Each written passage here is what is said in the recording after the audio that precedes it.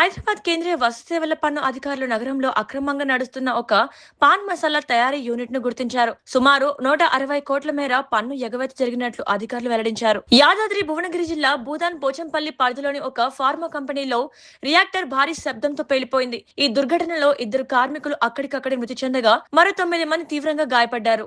Japan లోని Tokyo, ఇబరాకి, సైతమా తదితర నగరాల్లో 5.9 తీవ్రతతో భారీ భూకంపం సంభవించింది. భూకంపం దాటికి 5గురు తీవ్రంగా గాయపడ్డారు మరియు పలు భవనాలు కంపించాయి. ఆంధ్రప్రదేశ్ లోని విశాఖపట్నంలో జరిగిన బ్రిక్స్ యువజన క్రీడా మంత్రుల సదస్సు విజయవంతంగా ముగిసింది. ఈ సదస్సును ముగించుకుని సీఎం చంద్రబాబు నాయుడు ప్రత్యేక విమానంలో గన్నవరం చేరుకున్నారు. ఒడిశా తీరానికి సమీపంలో ఎం విన్నర్ అనే భారీ సరుకు రవాణా నౌక సముద్రంలో మునిగిపోయింది. ప్రస్తుతం అక్కడ నేవీ సిబ్బంది ఆధ్వర్యంలో యుద్ధ ప్రాతిపదికన సహాయక చర్యలు కొనసాగుతున్నాయి. రాష్ట్రంలో అల్పపీడన ప్రభావంతో ఉత్తర, తూర్పు తెలంగాణ జిల్లాల్లో రాగల కొన్ని గంటల్లో ఉరుములు మెరుపులతో కూడిన అత్యంత భారీ వర్షాలు కురుస్తాయని వాతావరణ శాఖ రెడ్ అలర్ట్ జారీ చేసింది.